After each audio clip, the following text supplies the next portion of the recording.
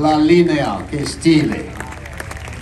Cette voiture est exceptionnelle et les gens qui la conduisent aussi. On va passer un petit moment.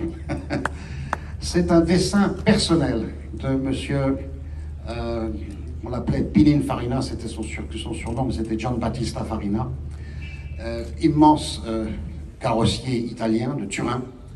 Et en 1955, il a dessiné cette voiture, voulant être particulièrement innovant.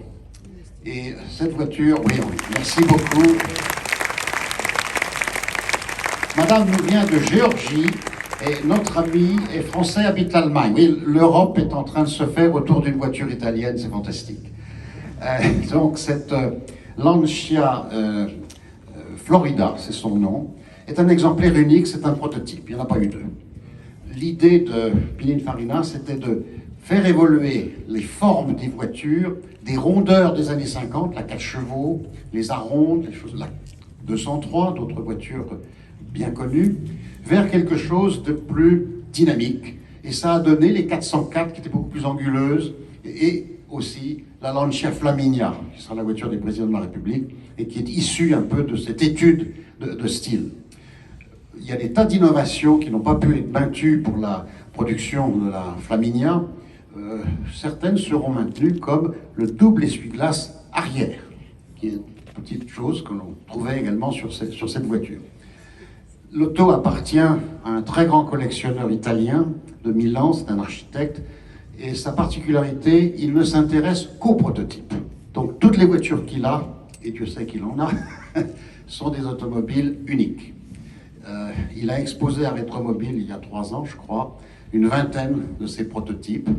Et c'est un monsieur extrêmement connu et respecté dans le monde de la collection. C'est aussi un grand mécène.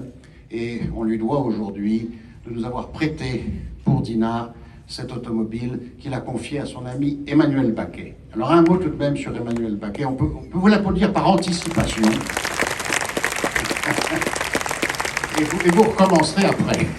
Emmanuel a été le directeur de la Cité de l'Automobile, le Musée national de Mulhouse, qui est le premier musée en France. Ensuite, après un petit intermède très court à Waterloo, c'est normal pour un Français, il a été embauché comme directeur de collection d'un monsieur que vous connaissez à Dinard, si vous étiez il y a 3 ans, c'est celui qui avait gagné le prix d'excellence, monsieur Saulius Karossas, qui venait de Lituanie, qui a une très belle collection, et Emmanuel s'en occupe. Et malgré la disparition, 9 mois après Dinard, de monsieur Karossas, son fils, Constantin Karossas, a demandé à Emmanuel de rester toujours pour s'occuper de la collection.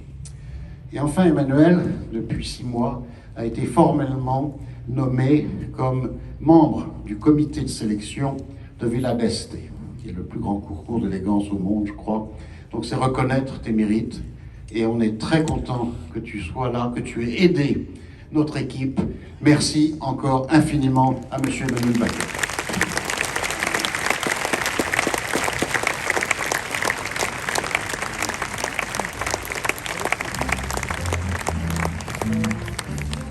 Vous remarquerez que la voiture n'est pas immatriculée. Donc elle n'était pas à l'écluse cet après-midi ni hier, uniquement en privé. Et elle est venue par un camion.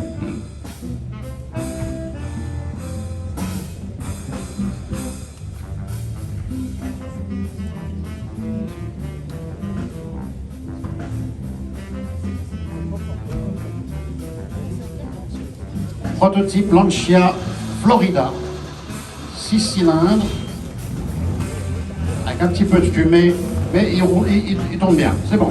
L'intérieur est somptueux. Si vous avez la possibilité de la voir, c'est exceptionnel, tout en cuir, d'origine naturellement.